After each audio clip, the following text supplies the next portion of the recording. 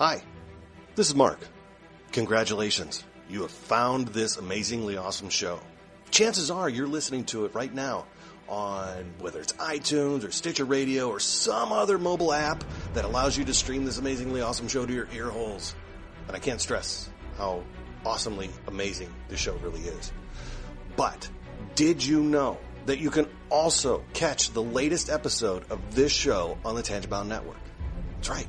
Go check out tangiboundnetwork.com. You can look them up and you can listen to it right there. It's even mobile friendly. What more could you ask for? Which means you can pull it up on your iPhone or your Android, even your Windows phone. Yeah, who has one of those? But still, point remains, you can do it. You can do it. Check it out, tangiboundnetwork.com. Listen to this show, the latest episode, every time. Check it out.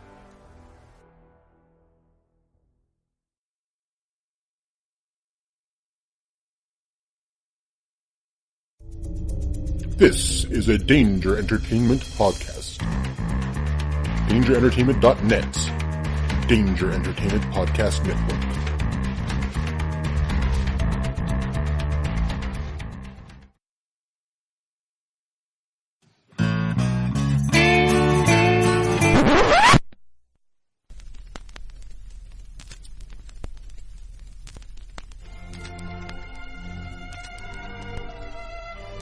Salty Language presents The Enthusiast.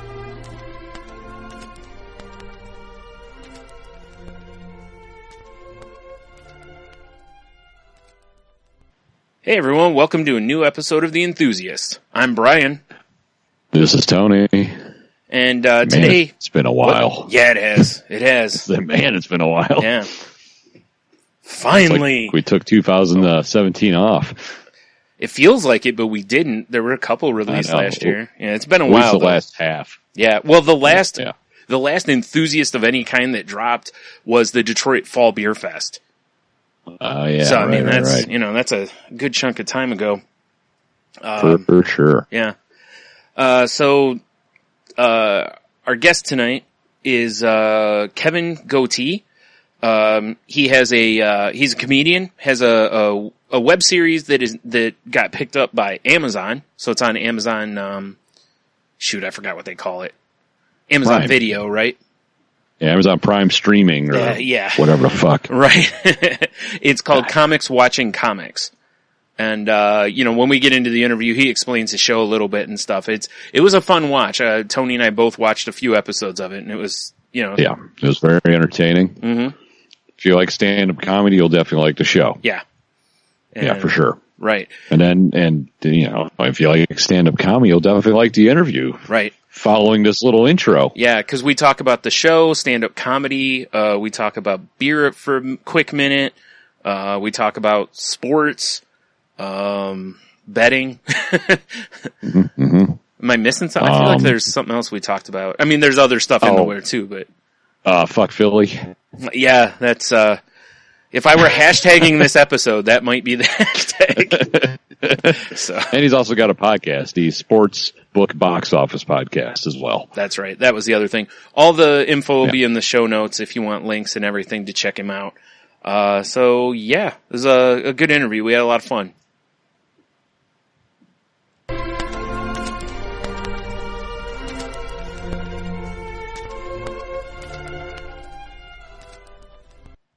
So, Kevin, thanks for joining us. My pleasure. My pleasure indeed. So, we both got a chance to watch a few episodes of, your show is Comics Watching Comics. And so we both got a chance to watch a few of them. And I got to say, I really enjoyed the, kind of what you guys are doing. Do you want to maybe explain the show a little bit for anybody who hasn't seen it? Yeah, I'd love to. It's a show. Think Last Comic Standing and Mystery Science Year 3000, where we tape a bunch of intermediate comics and then we take the footage of them performing, take it to my house, and we meaning the panel and I, comics who've been tenured, done a lot more tenured in the business, watch the We offer critique, praise, offer advice, tweaks, and if there's terrible, we shit on them. And Yeah. we pick an episode. We pick a winner at the end of every season. We vote on it, and the master panelist is Jeffrey Green, who gives us his thumbs up or his thumbs down on our choice of comics. And then the twist is this: we have the home audience pick their favorite panelist that they want to see coming back and do the following episode. So people at home would go on Twitter, vote for their favorite panelist by going at Comics Watching, and then hashtag their favorite comedian. Oh, nice. Their favorite panelist, excuse me, their favorite panelist. Right. Okay. That's cool. Wow. That's a show. Yeah. So I wanted to do something different than Last Comic Standing, because Last Comic Standing I thought was kind of boring. No one was ever really honest when they gave critique. It was one big ass kiss fest after another. Right. Yeah. Oh, yeah. Lots of ball washing. Mm-hmm. Yeah. All right. So that's a show in a nutshell. It's 5 seasons now. Shit. It's been a week now since season 5 went on. Are on Amazon Video right now. So give them a looky-loo. That is the show in a nutshell. Perfect. Yeah. I really enjoyed it. It was funny because I wasn't really sure what to expect when I saw the panel, because I was like, because at first I'm like, are you making fun of it or are you giving critique? And you actually, do kind of both. But for the most part, it's good critique, and it's just sometimes people just don't seem to give you guys any choice but to shit on them. Yeah, that has happened. Listen, as comics, we go and we bust balls. That's just in our nature. Mm-hmm. So that, we do that, but then again, it's like, all right, we'll bust balls, bust each other's balls. But then, we want and the point of the show is for comics to succeed. We're promoting comedy. We're not looking to go in there and take the tits out of everybody. We really want people to succeed and try and move comedy along, as well as for, I guess, the general public. Show them and how comics really do watch and kind of give them an inside peek into our world. So, yeah, the show is not about us just destroying comics. That'd be just shitty anyway for me to do. Yeah, right. It's just part of the show. It's just a small part of the show. Yeah. It definitely was. I mean, one of them I watched, I remember there was a woman that didn't make eye contact with the audience, and that was pointed out, stuff like that. And I was like, wow, that's great advice, because I can't imagine seeing a comic that doesn't look out into the audience, So once I saw stuff like that, I was like, oh, wow, that's even kind of minutia, but I know it's also kind of a big deal, because how do you connect with somebody if they don't connect with you, basically? Exactly right. Yeah, that was Jim Mandrinos who pointed that. Jim is right. It's just it's almost like you're not sold on your own material, even though it may be good. She did have some smart shit in there, but it's just, you're absolutely right. When you're looking at the floor, staring at your feet, it's just like, you're not digging this. Why should I dig it? Yeah. Right. Hey, have you had any of the comics come back at you guys for some of negativity, maybe? Well, yeah. Or I should say constructive criticism. Yeah. I encourage everyone, if they do well or poorly, to make I call it the answer back video, where they get to say whatever the fuck they want to say, and I'll air it as such on our YouTube channel. But very few people have taken me up on it. But it's hey, if you want to do it, you want to, and then we give that, as I said, we give the final word to them. So few people have. I think Natty Bumpercar is my favorite one. If you go to the YouTube page, he does a whole Mr. Rogers neighborhood kind of thing, and his setup. You see it. It's really the guy he's amazing, and he did it it was so fun and so smart. Take a look at that when you have a chance. But yeah, no one's come out fuck you, you piece of shit. That's what the internet trolls do. Oh, this guy, whatever. But none of the comics have come up to me and got in my face, if that's what you're asking. I was just curious. Some people don't take criticism real well. Oh, don't get me wrong. I found out behind my back, people are like, oh, that guy was talking shit or whatever. I'm like, well, that's fine. You can, if they wanted our girl, if you had a problem with it, you could say it to my face, but they haven't, to be completely honest. Yeah. And it's funny, but some of the people who really do eat shit, they'll go, hey, you know what, man? This was a wake up call for me. And I'm really glad you guys were honest instead of like, yeah, you're good, you know. So and a lot of people have using that as a point to say, fuck it, let's do a 180 and really get better here and really commit themselves. And that's really, that. I mean, Ray Vasquez is a perfect example of that. And that's really your goal. Like nice. you said, you're trying to promote comedy. You want it to be better. You don't want people to go up there and die on stage. You know, that's no fun for anyone. No, you know? No, that's not. It's and Jeffrey Gurry, the masked panelist, always says this: like comedy is like the hardest thing anyone can ever aspire to do.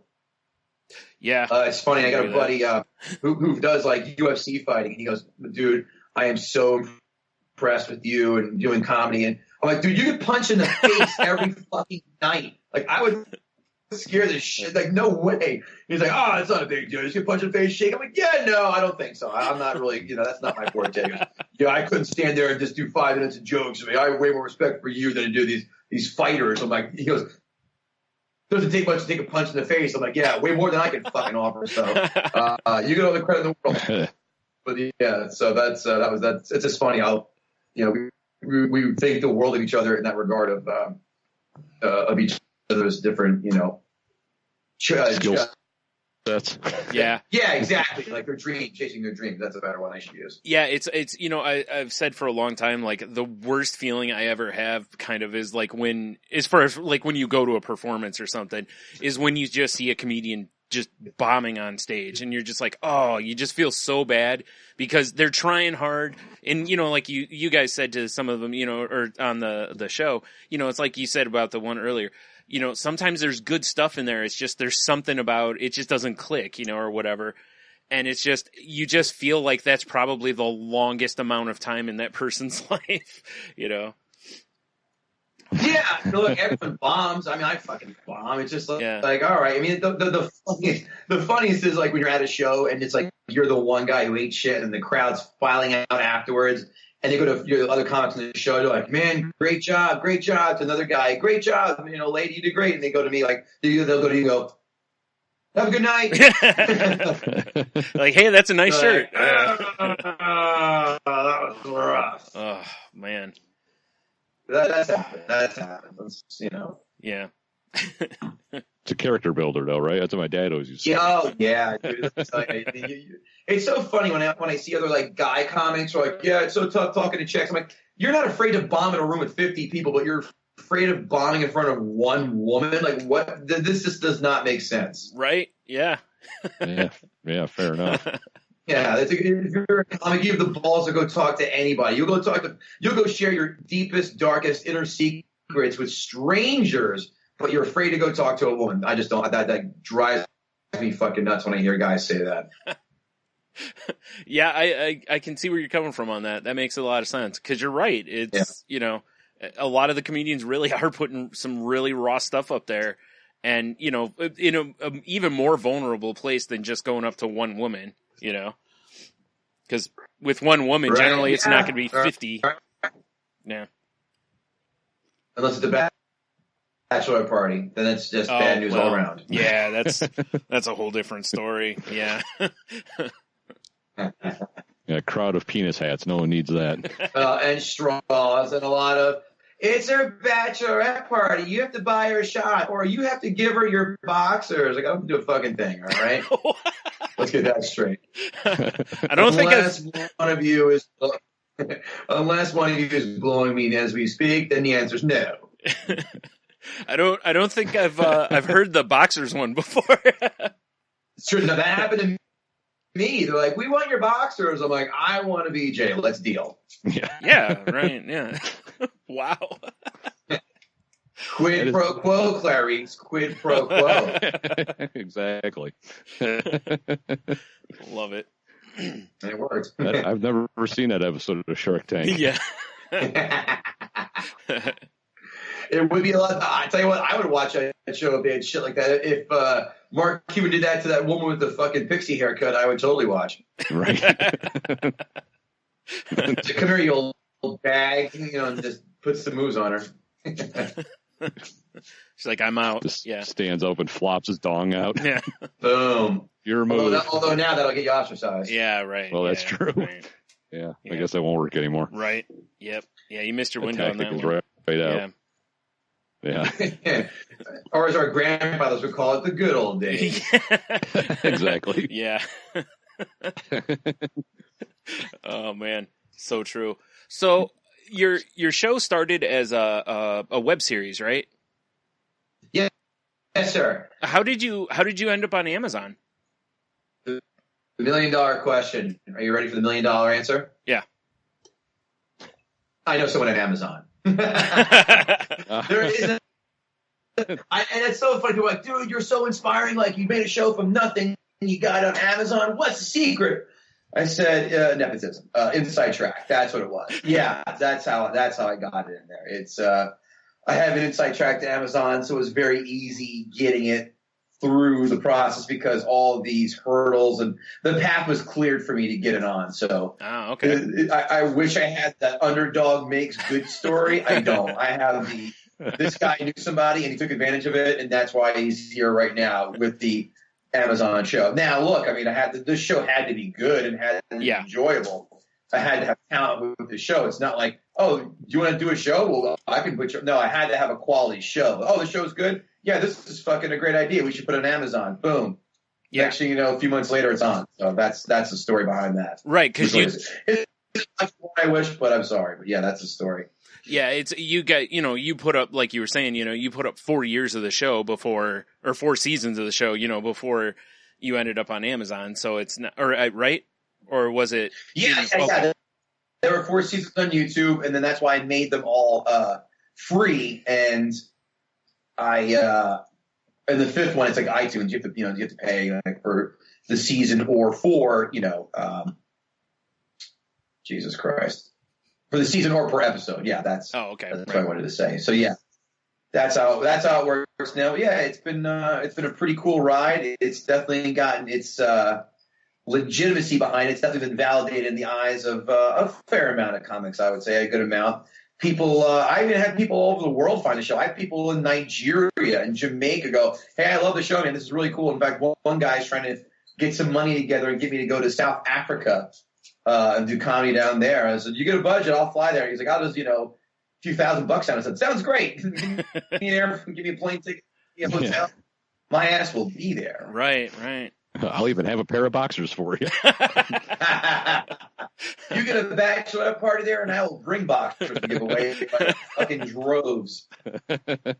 That's your new gimmick at the merch table, Yeah, I tell you what, this is so nice of you. I'll even give you boxers without skin marks in them. How does that sound? Wow, I mean that's quite a deal right there. I might be losing some potential customers though. Just saying. Yeah. Sorry. Oh man. That's got to be the advantage though of doing a show on, the internet is worldwide response like that, eh?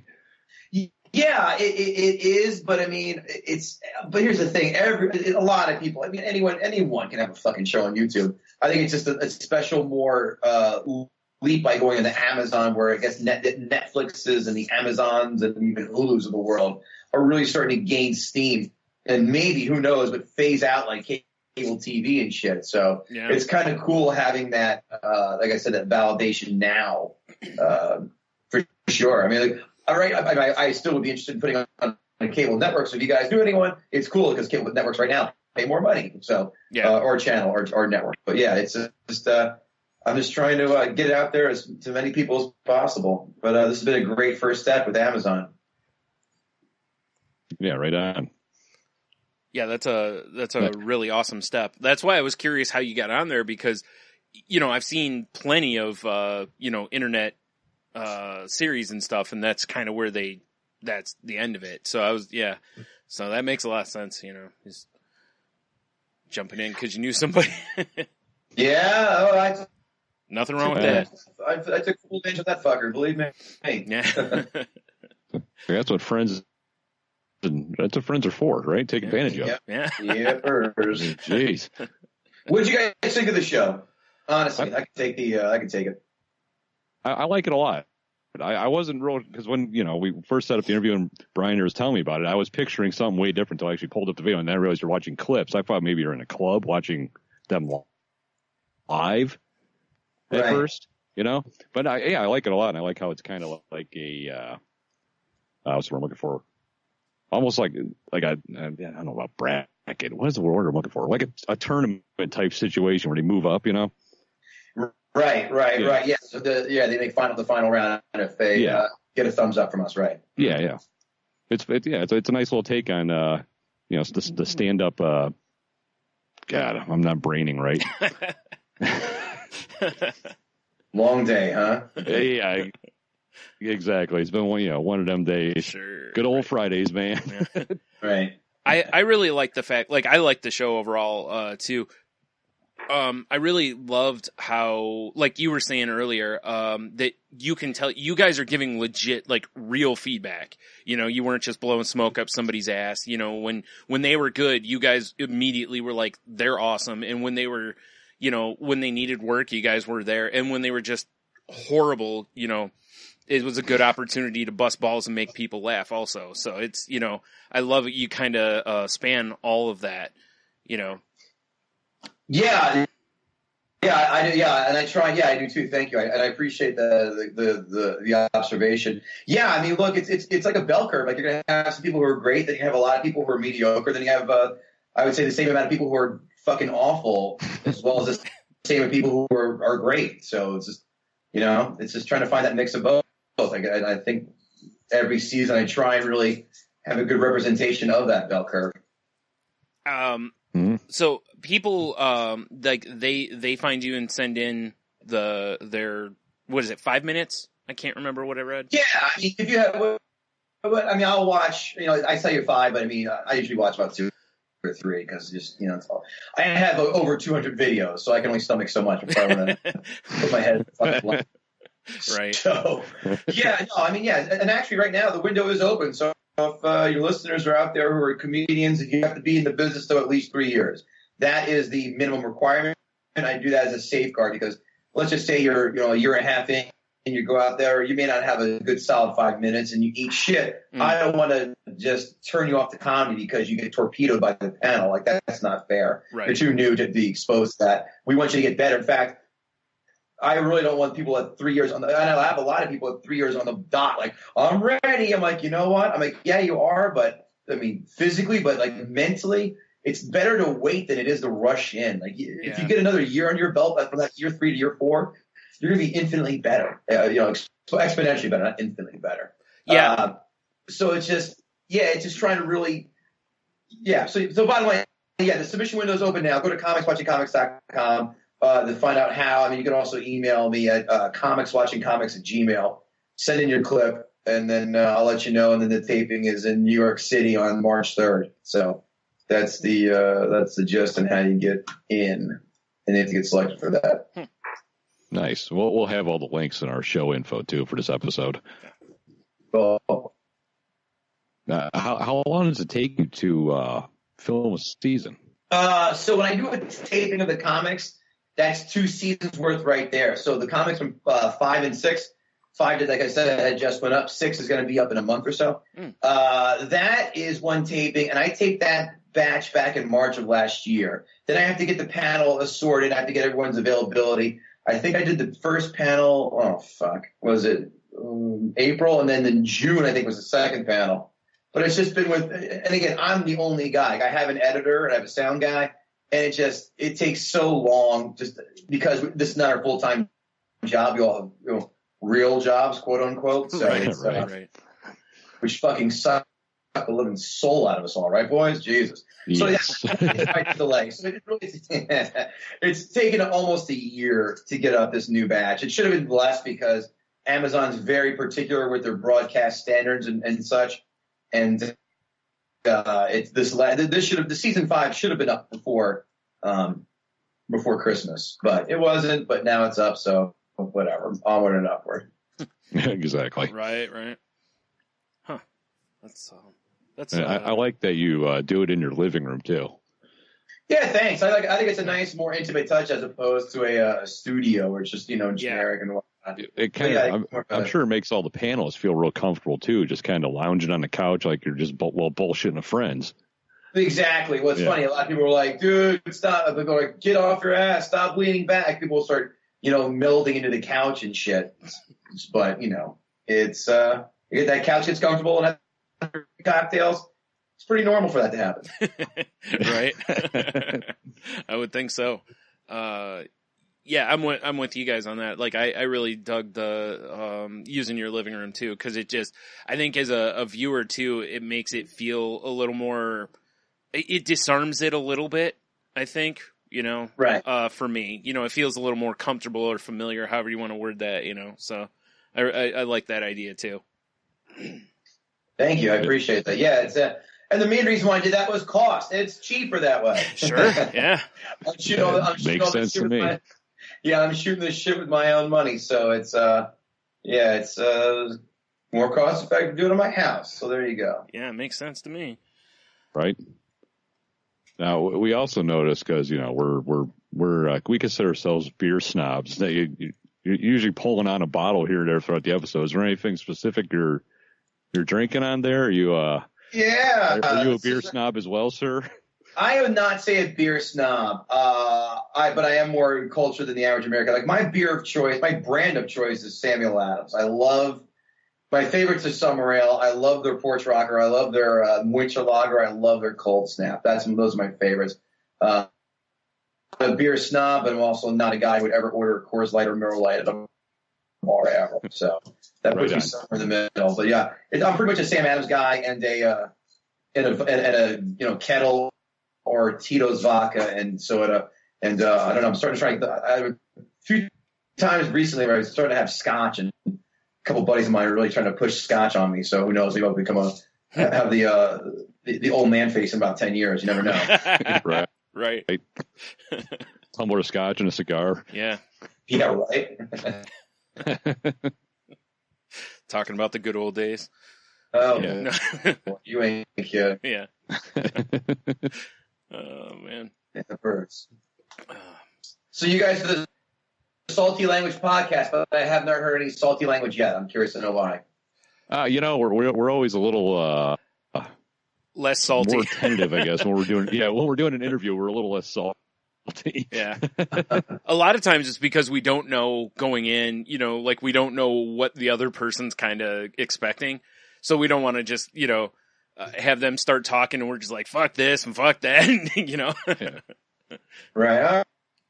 All right, yeah, no, it's like, all right, well, salty language, right up my alley. Yeah. Perfect. Yeah, we're totally fine with it. We're definitely not a place that shies away from people using salty language for sure. So it's, yeah. Right. I noticed, when I was looking at, your, Twitter stuff that you also have you have a podcast too. Yes, I do. The Sportsbook Box Office Podcast I do with my buddy Jeffrey Paul, where we talk about, you guessed it, sports and movies. A lot of gambling talk on there, a lot of nonsense talk, but yeah, we do that every other week. We used to do it at Broadway Comedy Club, but the engineer there is a piece of shit and unreliable, so we just started the last episode of My House on Monday. We taped it, but yeah, that's a fun little podcast. It's been fun. We've had a pretty cool array of guests. Our first guest ever was Lenny Dykstra, so I thought that was pretty. Oh, that's cool. Yeah. Oh, yeah, nice. That's a good get. Yeah, for sure. Yeah, we got him right when his book came out, and he was on Stern. In fact, we had him before Stern, but he's like, "Look, you can't air this interview until he goes on Stern." That's what he was saying, is he can't do that until we go on Stern. I was like, "Oh, all right, well, sure." Whatever. Yeah, right. But yeah, Lenny's a fucking trip, man. If you're a Stern guy, he's hilarious. You hear him on Stern now, just going crazy. Interesting. Yeah. How long have you been? Go ahead, Tony. I was just wondering how long have you been doing your podcast then? That's been about a year and a half actually. We started in June of 16. Yeah, June 16. So it's been a year and a half. It seems to be all the rage now. Everybody's got a podcast. Especially every fucking comic has a podcast. Yep. Right. It's almost like, you don't have a podcast, what are you, retarded? This kind of thing.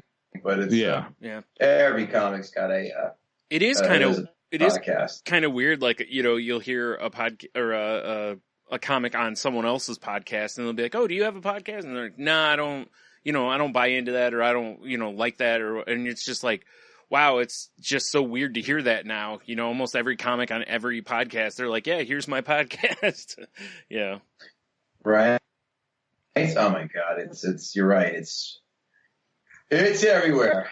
So it's been quite the rage. Yeah. Louis C.K. was doing podcasts like 10 years ago plus. There's video of him doing podcasts. So this is something that's not he was early on in that one. So, but then also on the early to jerk off in front of women bandwagon too. Look at that guy. Yeah. That's man. Well, you'll have that. Yeah. These things happen. I get it. Some people just can't keep a secret. Yeah, right. Yeah. Oof. Sometimes you got to show your dick off. I don't know. No. I don't. Sometimes. David Tell does a joke on his album, "Skanks for the Memories," which is the best album of all time in comedy. He's like, whenever you whip your dick out, you want to have a reaction like, press it up against a bar window or a bus. You would have someone yell something like, "Hi, Poppy," or "Guard, I'm ready to go, guard." I love Skanks for the Memories. Me too. Yep. Terrific. I have turned on countless people to that, and they're like, "You're 100% right. It is indeed the best comedy album ever." Yeah, it's fantastic. Yeah, I love it. He's one of the few comedy albums I have saved in my Spotify library. Yeah. Oh wow, yeah. Yeah. I have it burned on CD. That's how old school I am. Yeah, nothing wrong with that. No. Yep, hers. So how long? Oh, I'm sorry. Go ahead. I was just wondering what got you into comedy anyway. I mean, let's go. Great question. Let's go back to the beginning here. He knew somebody. Yeah, right. No. What got me in? I got in late. Like I got in when I was 32. That was 8 years ago. I started. So 8 years will be in March for me. What got me in? It's like a two-part answer. Like I was. The first half is a typical. Hey, I've been told I was funny, a wise ass, class clown, all that typical bullshit. But like I said, 8 years ago, I'm in corporate America now, and back then I'm just sitting there. I'm like, God, this fucking sucks. Just sitting here getting, they'll fuck you. The corporate America will fuck you over any chance they can. If the CEO is making 50 cents less on his bonus, people are getting shit canned. Yeah. And I was like, there's got to be more. I just can't be in the subway with these mindless zombies going to work and, trying to screw each other over to get ahead or gain favor, and just people bragging about how many hours they put in. Like, what a waste of life. Like, what? Maybe I'll give comedy a shot. And then what really kicked me in the ass was, you guys see Up in the Air with George Clooney? No, I don't think I've seen that. It's a fantastic film. Anyway, so Clooney has to go around and fire people. That's his company. His company gets paid to go to other companies and fire people. So he goes and fires the guy who plays the J.K. Simmons, the drum teacher from Whiplash. Right. Yep. Also, so the game for Spider-Man. He fires him. So J.K. Simmons goes. He pulls out his wallet and goes, "What do I tell my kids?" He goes. Then Clooney pulls his resume and goes, "Oh, it says here how you were in college and you minored in culinary arts, and when you got out, you took a job as a French pastry chef doing or whatever." And the line that just shot up my ass like a bolt of lightning goes, "Well, tell me this: how much do they pay you to give up on your dream?" And I'm like, holy shit! Wow! So I took that as a sign. Yeah, exactly. I took that as a sign. It's a bucket, and I started writing 10 minutes of really bad material. Memorized it for about, like I said, about 2-3 months, and I went to my first open mic on March 10th, 2010. Nice. Now, would Jeffrey give you a thumbs up or a thumbs down on your first set? Anyone with common sense would give me an enthusiastic thumbs down. There's no argument there. At least you stuck with it, right? Yeah, I mean, I forgot who gave me this stat. I don't know if it's made up or not, but it sounds about right. They say like 60 or 70% of comics quit by their third year. So if you make it after that, you got a real good fighting chance. You have a chance, obviously. Right. That does sound, I mean, whether or not it's true, it sounds plausible. Yeah, I'll buy that. I'll buy that. Like I'll buy the Richard Gere dribble in the ass story as well. Like the same kind of trust. I have both. Right. In both of those statements. Well, I mean, it's got to be rough those first couple of years of just eating shit and doing, not great gigs, but still working during the day, and that's got to be rough. It's still not the greatest, to be completely fair. It's still not the greatest. I mean, it's fine. It's better. Don't get me wrong. Things are happening. I know I've gotten better, obviously, but it's still like not. Yeah, when you talk to like random people, they're like, "Oh wow, you're a comic. Like, when are you gonna be on Letterman?" Like, it just. So then I go, "Oh, what do you do for a living?" "Oh, I'm in marketing." "Well, why aren't you the CEO already?" Like, "Oh, I get it." So it's just. You think like, "Oh, yeah, you're a comic. Well, where's your Netflix special?" Like, all right, here we go. So right. It's well, now when they do that, you can be like, "I have a show on Amazon." So you're right, and that's the first thing out of my mouth when people go, what have I seen you in? I'm like, Amazon Video, So it's that's really been a big help with me, and others too. Like a lot of comics, just like, "Hey, thanks, man. I'm on IMDb. I am on IMDb now because of you." I'm like, "Well, cool, awesome, man. Glad I could help." Yeah, you're just bringing people up with you. Yeah, that's it. All tides raise ships, as they say. Yep, exactly. Mm-hmm. Yeah, that's a really cool side of the whole thing too. Is even though that is kind of the goal to promote and help people and get good comedy out there. Is that like something that simple as just getting your name on an IMDb page. Might help somebody kind of get into a spot they wouldn't have gotten before. So that's really cool. Yeah, no, it is. It's and what it's trying to do is trying to get these intermediate comics some more limelight exposure, because there are only so many spots in the city per night. Yeah. But a lot of good people aren't getting their fair shake. So it's it's another way, like I said, opening up another avenue for people. Right. And if not, they can always start a podcast. Which is just better for the. They probably have them. Yeah, they definitely have them. Yeah. I would not be shocked one bit. Yeah, exactly. I mean, I know we're kind of shitting on podcasts as we're doing one, but it's it's just they're so easy to do as far as to get into. So it's totally understandable. It is funny though, like you were mentioning about the comics after 3 years kind of a thing, that you kind of they drift by the wayside, or they're really kind of in it a little bit. And it's similar in this, in that there's a lot of podcasts that we've seen start and they'll end after like 30, 40 episodes. We've been doing this for, what are we in, 6 or 7 years now? Something like that. Yeah. So, yeah, it's wild to see, how many shows just don't make it on the various networks we've been part of. Oh, wow. How many episodes did you guys say you've done? We just put out 338 of our proper show, and then we've got, I think, 30 to 40 of the interview type dealies. Yeah. Which we call the enthusiast. Mm. So then, holy shit, that's pretty spectacular, man, guys. Take a bow, Christ. That's good stuff. Yeah, and it's a once weekly. Still waiting to get paid. Yeah. Yeah, that was exactly my next question was, how often is this? Okay. Yeah. We get paid by the love. Yes. That's You guys making bucks off this yet, or what? Not really. But, I mean, we said from the beginning when we started doing it, we were just doing it to just, hang out with each other and make each other laugh, Right. And it kind of just developed into its own little thing. I mean, yeah. I think we still do it just to make each other laugh. Yeah, we just sit in front of the mics on Skype, wouldn't be recording it. We'd just do it for fun. No, That's good. Well, at least you guys are liking it, that's for sure. Yeah. It's been fun. And like doing these kind of things, like we've talked with people that we know nothing about what they do.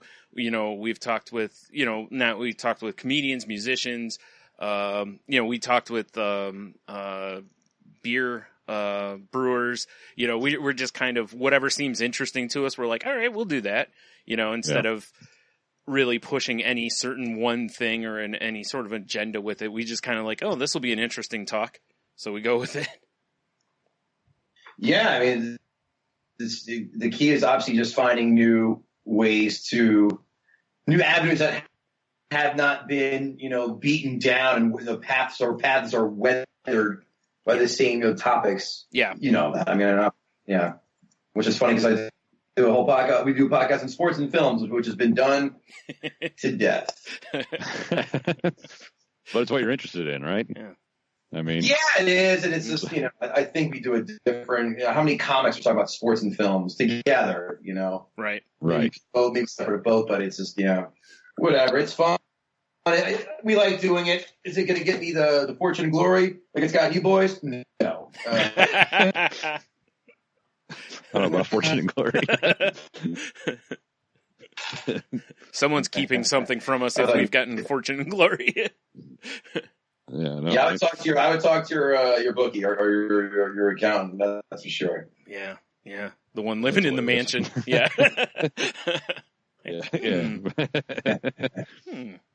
That's funny. What sort of movies are you into then? If you got a podcast, there's a lot of shit. I mean, I'll tell you what. I'll give you my top 5. My all-time favorite film is Caddyshack. Very close second is Pulp Fiction. Nice. Star Wars, the original, number 3. I would go, Jesus Christ. Let's see, flip-flops. I mean, Clerks, Ferris Bueller, Usual Suspects are also up there. Goodfellas, Shawshank. These are all, Well, I got to ask you now. What's that? I got to ask you, if Star Wars is in your top 5, Force Awakens, or Last Jedi, rather? It's not. I like Last Jedi better. How about that? Yeah, all right. I'm with you. Mm-hmm. I mean, Force Awakens, it was good. It was just a fucking reboot of Star Wars, is what it was. Yeah. Right. Mm-hmm. But I dug it. But if I were to rank, and I'll rank them for you. Thank you for asking. I would take all right, Star Wars, then Jedi, and I don't give a shit about your Ewoks argument, people. All right, it's good. Forget the Ewoks. The last half hour is is better than anything else alone. Then Empire. The first 3 are just so damn good. Mm-hmm. Yes. Then I would put, Jesus Christ, I got to see Last Jedi one more time. I saw it twice in the theater. It's either Last Jedi or Rogue One, right there. Put them both there. I don't care which order. Then I would say it's 3, and then Force Awakens, and then 2 and 1. But 2 is a bit of a drop off, and then 1 is a complete piece of shit. Oh boy, was it? Yeah. Yeah, it was straight up trash. Ugh, terrible. Yeah, I can't even watch it. Like, I rewatch every one of them, all the films when a new one comes out, just whatever. Mm-hmm. I won't even watch the fucking first one anymore. Just can't put yourself through it, huh? No, I mean, at best, I'll do I'll go to the Darth Maul scene where he fights Qui-Gon. Right. Oh well, yeah. I mean, yeah. That is probably one of the better lightsaber battles. Yeah. It's too bad it's surrounded by shit. Yeah. It's so true. So I guess on the flip side of that question, what's your favorite sport, or how do they rank there? Baseball and football are 1A and 1B. I give baseball the slight nod. All right, fair enough. That's mine too. Yep. I'm a Yankees, Giants, and Rangers fan, right down party lines. Yeah, that was going to be my next question. With you being in New York, I was wondering which. Yeah, I have higher standards, so it's definitely not the Mets, Jets, or Raptors. That's why. Wow, shots fired. I demand better of myself and of my teams. So I want teams that are going to be putting themselves in positions to win. I grew up a Yankee fan when they sucked in the 80s, so no, I did not jump on the bandwagon in the 90s when they were good. Yeah. I started watching 1984 when a young man by the name of Don Mattingly played first base and stole my heart, and has had it ever since. So. Yeah. And I talked to my brother yesterday about getting our shit together and going to Cooperstown next year for the induction of the greatest reliever to ever set foot in the mound, Mariano Rivera. So trying to get out to Cooperstown for that one. That'll be my first sojourn there. So yeah, that'd be cool. I've never got to go there either. That's I'd really love to. I mean, we're from Ohio. We live in Michigan, but I'm sorry. I've never been to the Football Hall of Fame either. Really? Oh my God! I mean, I want to go. Yeah. I tell you what, the one I'll go there when my guy gets in, and my guy, of course, Eli Manning. I should have went when LT got inducted, and that would have been great. But I got to go for when Eli goes in. That'd be great. I think he'll get in. Yeah. Not a first ballot Hall of Famer. I won't go nuts if he won't, but I think he'll get in just because of the 2 Super Bowl rings alone. Yeah, that's probably true. It's hard to keep a quarterback out that has 2 of those and was a major part of those 2 Super Bowls. You know, like he wasn't. Beat the fucking shitbag Patriots twice. Fuck them. Fuck them. Although it's hilarious, I'm rooting for the Patriots this Super Bowl because I absolutely loathe and despise the Philadelphia Eagles. I would root for Lena Dunham and ISIS before I root for the fucking Eagles. Oh, wow. That's how much I hate that town and that team. That is a hell of a team up. Here's a question. Like, is that because of like doing comedy there, or is that because you're just a Giants fan? I grew up in Central Jersey and Princeton area. It's just, okay. You get these mouth-breathing Philly fans sometimes out there, and they're the worst. Like, go to a game, and they're just garbage fans. Garbage. They're the worst fans. They're ignorant. They have a horrible accent, and they're just always looking to start shit. It's just they're not good people. Yeah, fair enough. I went through a team that never win a Super Bowl. You'll laugh. My email is I hate Philly. That's how much I hate that team. That's fantastic. Wow. Well, it's funny. Won't even eat Philadelphia cream cheese. Oh, I love the cream cheese is delightful. Their cheesesteaks are also delightful, but other than that, I wish for a meteor to hit when the Eagles and Cowboys are playing, and across the street the Phillies are playing the Red Sox. I wish for a giant meteor to hit that complex and do us all a favor. Wow. Yeah, you know, it's funny because Tony and I have been doing football picks through the playoffs, and nice. Let's talk gambling. What do you got for the Super Bowl? Well, hold on real quick. So he was saying that him and his wife and their kids drove to Florida, and his hatred of Georgia on the way back caused him to pick against Atlanta each time they were, he could, with the, with a fuck Georgia basically coming from him. So we can definitely understand the Philly. Worst. It's the most god-awful state to drive through in existence. It's funny. My aunt and uncle live in Georgia. They're in Atlanta, though, so it's not as bad. But it was funny. The first time I went there, like as an adult, we went there, and I go to my uncle. I said, I got to go to a Waffle House. I said, I know it's hack, but I got to go. Right. He goes, all right. So we go to a Waffle House, come out, and there's this fucking maniac in the corner with a noose with an Easter bunny's head in it, going, there's no Easter bunny in heaven. There's only Jesus here in heaven. There's no Easter bunny. I was like, get me the fuck out of here. Wow. This fucking, He's like, the minute you're outside, like, the extreme city limits is where all the shitheads are. Right. And I'm like, goodbye. Yeah, it's accurate. Yeah. Oh, wow. Not a fan. Wow. Definitely sounds like a Waffle House.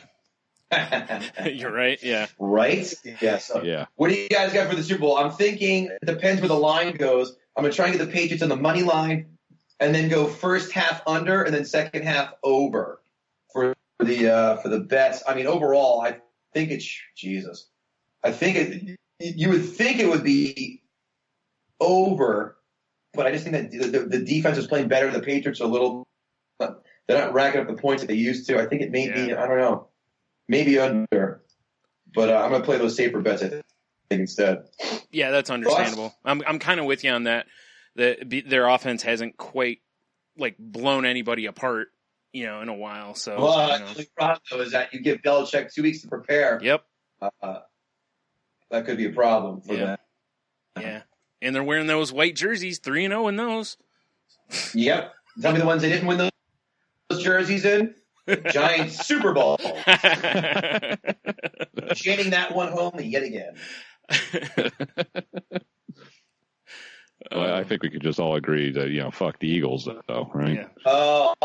I mean, many times, many ways. All right.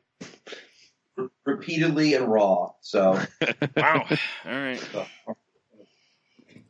I wish you would take a strong stance against one of the teams here. Well, listen, I have to live up to somehow the moniker of the Salty Language Podcast. I'll do the heavy lifting this time, guys. You can give me the swing back. How's that sound? I can accept those terms. Yeah, we're okay with the boxers, though. Right. No boxers, Tony. We already talked about this. Oh, shit. That's right. They're all getting taken away from for the bachelorette parties. Mm-hmm. Mm-hmm. Well, now that I know that, whenever I'm, out in public, I'm around bachelorette parties, I'll make sure I carry extra boxers with me just in case. Yeah. Oh God, it'd be funny if you left a little surprise in them just to show them who's boss. Just to show them who's boss. Right. Like, here you go, and just run away. Yeah, you said you wanted them. Surprise. Yep. Oof. Yeah. Oof is right. Yeah, that's no good.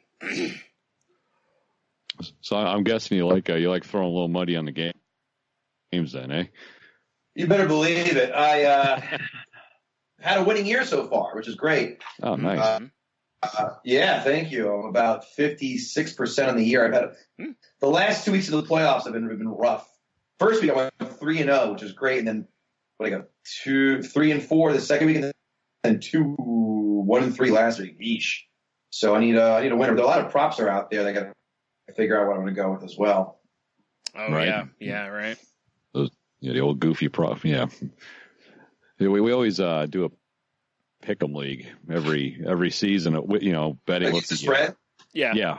And I'm always amazed at how bloody difficult it is. Oh, I totally shit the bed this year. We did that too. A bunch of my buddies and I won week 2, so I got money for that. So I got was it? It's like 85 to buy, and I got like 250. So I made my money back and then some. But yeah, I started out strong. Then I farted out by about week 9 or so. Out of the running, I couldn't catch up. So it was but the games I bet though, I hit, which is all that matters. So right, there you go. Right, yeah, right. So what do you guys think? So let's go with the lines right now. Minus 4.5 and 48. What do you got? Over under and the side. What are you guys thinking? Oh man, Jesus Christ! This line's been up for 5 days, and you guys have no discernible opinion. What? I'll be honest, I haven't even looked at it until you mentioned it. Yeah, I was like, I haven't looked at all either. The 4 points seems like an interesting pick because it just feels like it. One of these teams could, show up, and but both defenses, like you said, have been playing better. So it's an interesting pick, because the line's been so big on the Patriots for so many games, and to have a close one's, and I obviously they want people to, pick the other way, but. One guy I went to Vegas and dropped down like $10 million on the Eagles, which caused it to drop a full point in a day. Wow. Yeah, it opened at 6 and it went down to 4.5. I'm curious, but yeah, I got to get the money on the Patriots because I can totally see that. I can see this 2 ways. I can see the Patriots blowing them out. I can also see them driving late and Gostkowski banging it home a field goal to win by like 2 or 1 or even 4, break a tie. I just can't see Nick Foles pulling this off. They got a good defense. They don't have a lights out defense. Right. I mean, they played the Vikings, who had an okay offense. They played the Falcons, who have had a bad offense this year. The real test is and I had them at 6-1 to win the NFC, and they did fucking Saints. The Saints fucking fucked me. I would have had a great little pick. I think I was like I said before, the Saints are the only team that can go into Philly and win. The only reason I bet the Vikings last week is the way they won. That's the kind of win you need to spark a Super Bowl run and have that magic pixie dust in your back pocket. Right, yeah. That's why I bet them last week, and then they went out and got their balls kicked in. Yeah. But yeah, I really thought the Saints would have had the best chance. And any Philly fan I've talked to who knows anything, which is very rare of them, they're very brain dead. They all admit, like, yeah, the Saints scare the shit out of us because Breeze, the improved defense, and then Breeze has been there before. He's won in Philly in the playoffs on the road before, so it would not be too big of an ask to go and do it again. Yeah, he's definitely a quarterback that's not going to be shook by, by whatever. The game's not going to be too big for him for sure. Right on. I was with you on that when Tony and I did our first week of the playoff picks. I took the Saints over the Vikings or whatever, because or the second week, whatever. And I was like, dude, the Saints are the team nobody's really talking about. They're that sneaky team, and Drew Brees is really good, Yes, sir. And like you said, that defense is playing better. So I really thought they were going to have a deep run, but I did too. I said, you know what? He's getting old. This would be the perfect time to make that final run, and he could fucking hang it up next year and have his 2 rings and just fucking mosey and moonwalk into the Hall of Fame and do it. But just it sucks. I mean, they'll be a force again next year. That's for sure. Yeah, but I think I kind of feel like this is going to be. I feel like this is going to be one of those years, like you were saying, that like the Patriots are going to squeak out the victory, But I don't have a lot of faith in Nick Foles to keep the game close. So I don't know. I'm going to go. It's going to be the defense, and for them to do it, they're going to have to take a page out of the 1990 Giants when against the Bills and just play ball control, just dink and dunk, keep the clock moving. Yeah. Take the full fucking 40 seconds to get a playoff and keep the ball out of their hands as long as possible. Yeah, that's what they have to do in offense. Yep, I think you're right. I know I'm right. 48, I kind of feel like that. I feel like the game's going to be under 48, but I know. And then, hold on. The last one, I had the over. So again, I hate the fucking Patriots. So it was 28-3. I think the over is what? 28-56. I think the over was like 59 or something, right? Right. Yeah, it had to have been because I had the over, and then I said, all right, when they won the overtime, I said, if they kick a field goal and no one else scores, I push. Yeah, it was 59, and I said, if they score a touchdown, I win. And then fucking 4 plays later in overtime, touchdown. I'm like, oh, but I'm $500 richer, so okay. Yeah. Yeah. That's tough. What do you got, Tony? I know, right? I think sorry, the Skype was really jacking up, so it's not like I was listening to robots for a while there. That's cool. I think the Patriots are going to win, and I think was the over under 48? Is that what I heard? Yeah, 48. 48. Yeah, I think it's going to be under myself. I did too. Pats have a pretty good defense, so do the Eagles. But again, I'm just afraid that Belichick's got 2 weeks to prepare. Right. Which is, good. Yeah. I mean, so last year they had the over, right? And then the year before that against the fucking, it was the Seahawks the year before, right? When they gave that game away, those dumb dildos. Yeah. I had the over and I had Seattle at the pick'em. That I hit the over. So that's 2 overs in a row, and then before that, I forgot who was in the Super Bowl the year before that. I'm trying to remember now. Jeez, who was it? Oh, Denver against the Panthers. And that was an under. I had Denver, I think I had the over, which didn't hit. But no, and then before that was Denver and Seattle, and Denver got smoked. Mm-hmm. That was an over because it got destroyed. And were the Giants? I guess the Giants were before that. Yeah. And that was an under and the Giants cover. You're welcome. I love being right now the only team that's taken him down. It's so funny. There is something about that, Yeah. It's great, and it's so great. And then you talk to the Pats fans, like, listen, I know, you would trade in, you would trade all those Super Bowl rings in for that perfect 19-0 season. They go, you're right.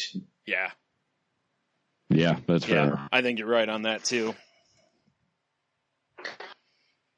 Yuck. But let's hope listen, he's going to get another one, unfortunately. But as long as the Eagles don't get it, I'll be better for wear. How about that?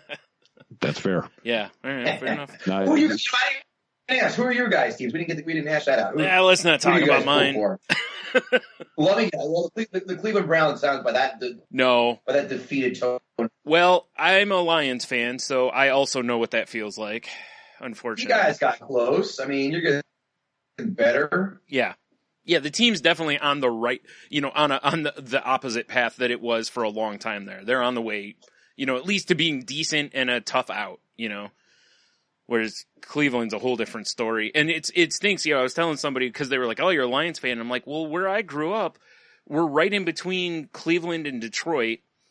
Cincinnati hasn't, has had its moment.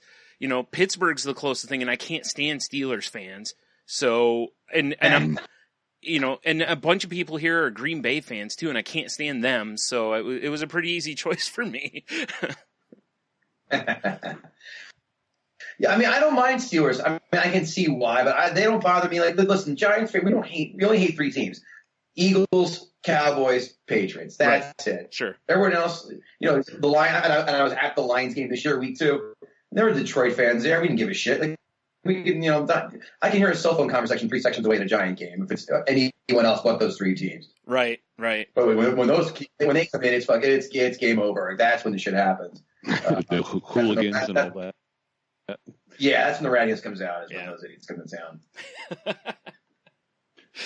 So, do you cover on your sports book box office? It's a mouthful, I know. Yeah. Do you cover the betting every week on your podcast? You better believe it. There you go. Visconti is a comic. He opens for Artie Lang a lot. Well, not as much anymore because Artie's not doing too well. Right. He's a big gambler.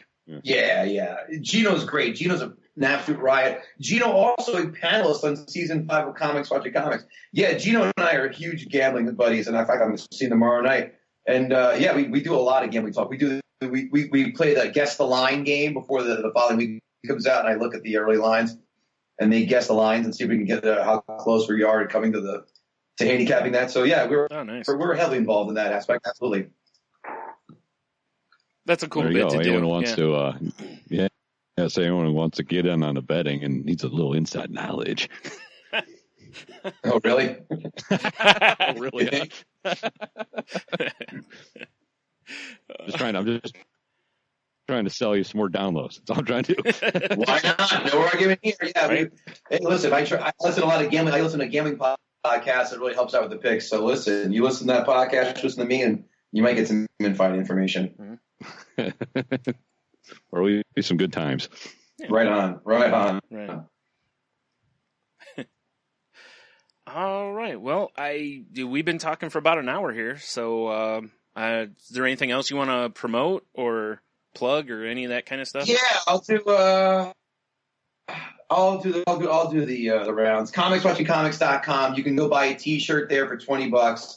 You can also see the photos from the live show. The live show, like I said, is the prize for the winning comic. And also we showcase the redemption section as well as the panelists. That live show will be on Amazon sooner or later, as will season 6. But right now, season 5 is up on Amazon and at Comics Watching on Twitter, Comics Watching Comics on Instagram and Facebook. And I'm Kevin Gootee, GOOTEE.com, Twitter, Facebook, Instagram. And you can find my dates on there. You can find my voiceover work as well. So if you need voiceover work, whatever, if you want to buy Comics Watching Comics, if you're a network guy or girl or cable guy or girl, hey, I'll sell you this show. Let's talk. And if we're looking for advertisers for Sportsbook Box Office Podcast, and if you guys want to bring the live show Comics Watching Comics to your town, let me know. Hit me up. We're looking to do live shows out in your neck of the woods where we would feature your town's comedians. I would bring out a panelist, and we would do that out there. So hit me up. Let me know if you are interested. And boys, it's been fun tonight. Talking sports, gambling. These are a few of my favorite things. And some films. And some films on my show. So I really appreciate the time you guys have given me to me tonight. Really kind of you. Thank you. Yeah, no problem. We appreciate you being on. Yeah, this has been a lot of fun. So yeah, for sure. Yeah. Oh, good. Man, glad I hopefully made you guys chuckle a few times and you had some good sound bites here. Yeah, definitely. Definitely. Yep. So cool. Yeah. All right. Well, thanks again for joining us. And like I said, we'll have all the info in the show notes too for anybody listening, so they can go check out Kevin's all his stuffs. So, yeah. And if you got anything else to promote, anything else to promote in the future, by all means, come on back too. Yeah, I would love to. Yeah, I would definitely love to come back, guys. Absolutely. And listen, tag me on Facebook, Instagram, Twitter. That way, and I'll gladly share and retweet and all that shit for you guys as well. Okay, definitely. Yeah, this will probably Sounds go good. up like next Thursday, something like that. So Perfect. all Perfect, right. guys.